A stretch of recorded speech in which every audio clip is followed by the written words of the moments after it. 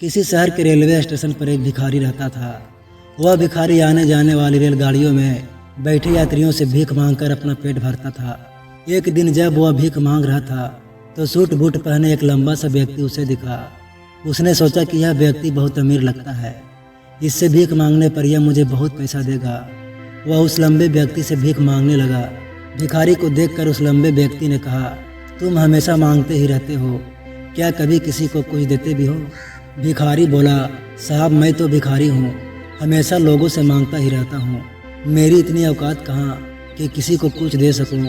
लंबा व्यक्ति बोला, जब किसी को कुछ दे नहीं सकते तो तुम्हें मांगने का भी कोई हक नहीं है। मैं एक व्यापारी हूँ और लेन देन में ही विश्वास करता हूँ।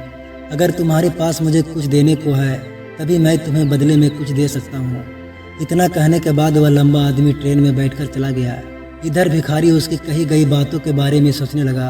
उस लंबे व्यक्ति के द्वारा कही गई बात उस भिखारी के दिल में उतर गई। वह सोचने लगा कि शायद मुझे भीख में अधिक पैसा इसलिए नहीं मिलता क्योंकि मैं उसके बदले में किसी को कुछ दे नहीं पाता हूँ। लेकिन मैं तो भिखारी हूँ, किसी को कुछ देने लायक भी नहीं हूँ। लेकिन कब तक मैं लोगों को बिना कुछ दिए केवल मांगता ही रहूँगा। बहुत सोचने के बाद उस भिखारी ने निर्णय किया कि जो भी व्यक्ति उसे भीख देगा उसके बदले में वह भी उस व्यक्ति को कुछ जरूर देगा। लेकिन अब उसके दिमाग में यह प्रश्न चल रहा था कि वह खुद भिखारी है तो भीख के बदले में वह दूसरे को क्या दे सकता है। इस बात को सोचते हुए 2 दिन हो गए, लेकिन उसे अपने प्रश्न का कोई उत्तर नहीं मिला। तीसरे दिन जब वह स्टेशन के पास बैठा हुआ था तभी उसकी नज़र कुछ फूलों पर पड़ी जो वह स्टेशन के आसपास के पौधे पर खिल रहे थे। उसने सोचा, क्यों न मैं लोगों को भीख के बदले कुछ फूल दे दिया करूं। उसको अपना यह विचार अच्छा लगा और उसने वहां से कुछ फूल तोड़ लिए। अब वह ट्रेन में भीख मांगने पहुंचा। अब जब भी कोई उसे भीख देता तो उसके बदले में वह भीख देने वाले को कुछ फूल दे देता। उन फूलों को लोग खुश होकर अपने पास रख लेते थे। अब भिखारी रोज फूल तोड़ता और भीख के बदले में उन फूलों को लोगों में बांट देता था। कुछ ही दिनों में उसने महसूस किया कि अब उसे बहुत अधिक लोग भीख देने लगे हैं। वह स्टेशन के पास के सभी फूलों को तोड़ लाता था। जब तक उसके पास फूल रहते थे तब तक उसे बहुत से लोग भीख देते थे। लेकिन जब फूल बांटते बांटते खत्म हो जाते थे तो उसे भीख भी नहीं मिलती थी। अब रोज ऐसा ही चलता रहा। एक दिन जब वह भीख मांग रहा था तो उसने देखा कि वही लंबा व्यक्ति ट्रेन में बैठा है जिसकी वजह से उसे भीख के बदले फूल देने की प्रेरणा मिली थी। वह तुरंत उस व्यक्ति के पास पहुंच गया और भीख मांगते हुए बोला, आज मेरे पास आपको देने के लिए कुछ फूल है, आप मुझे भीख दीजिए तो बदले में मैं आपको कुछ फूल दूंगा। उस लंबे व्यक्ति ने उसे भीख के रूप में कुछ पैसे दे दिए और भिखारी ने कुछ फूल उसे दे दिए। उस लंबे व्यक्ति को बात बहुत पसंद आई। वह बोला, वाह क्या बात है, आज तुम भी मेरी तरह एक व्यापारी बन गए हो। इतना कहकर फूल लेकर वह लंबा व्यक्ति अपने स्टेशन पर उतर गया। लेकिन उस लंबे व्यक्ति द्वारा कही गई बात एक बार फिर से उस भिखारी के दिल में उतर गई।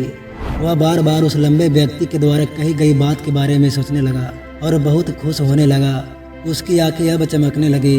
उसे लगने लगा कि अब उसके हाथ सफलता की वह चाबी लग गई है जिसके द्वारा वह अपने जीवन को बदल सकता है।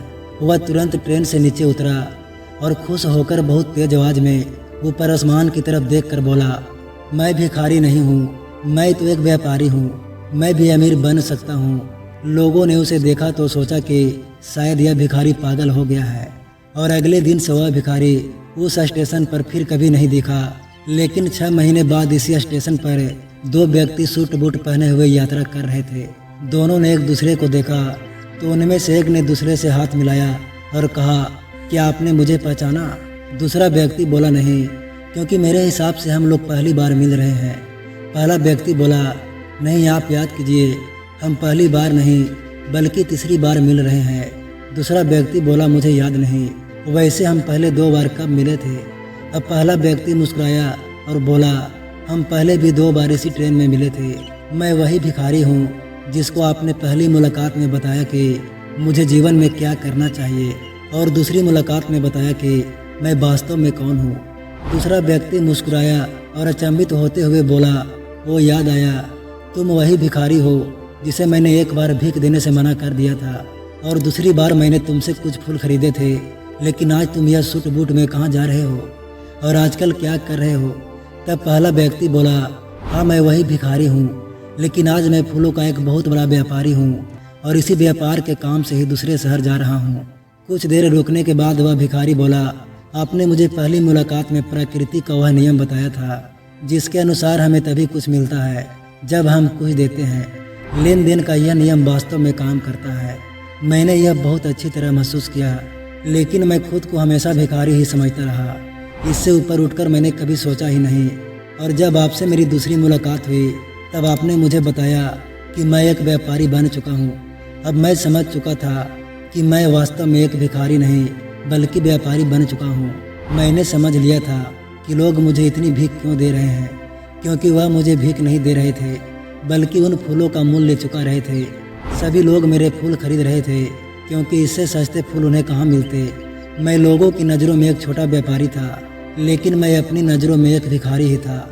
आपके बताने पर मुझे समझ आ गया कि मैं एक छोटा व्यापारी हूँ। मैंने ट्रेन में फूल बांटने से जो पैसे इकट्ठे किए थे उनसे बहुत से फूल खरीदे और फूलों का व्यापारी बन गया। यहाँ के लोगों को फूल बहुत पसंद है और इनकी इसी पसंद ने मुझे आज फूलों का बहुत बड़ा व्यापारी बना दिया। दोनों व्यापारी अब खुश थे और स्टेशन आने पर साथ उतरे और अपने अपने व्यापार की बात करते हुए आगे बढ़ गए। दोस्तों, इस कहानी से हमें बहुत कुछ सीखने को मिलता है। कहानी में लंबा व्यापारी गिव एंड टेक के नियम को बहुत अच्छी तरह जानता था। दुनिया के सभी बड़े व्यापारी इसी जीवन के नियम का उपयोग करके सफल हुए हैं। इस फार्मूले को उसने भिखारी को भी बताया। भिखारी ने इस प्राकृतिक नियम को अपना लिया और इसका असर उसके जीवन में साफ दिखाई देने लगा। उसने अपनी सोच बदली और उसकी ज़िंदगी बदल गई। यह कहानी हमें बताती है कि हम यदि अपनी सोच बदल ले तो कुछ भी हासिल किया जा सकता है। यदि हम खुद को छोटा समझते रहेंगे तो हम हमेशा छोटे ही बने रहेंगे। बड़ा बनने के लिए हमें अपनी सोच को बदलना होगा और खुद के बारे में बड़ा सोचना होगा।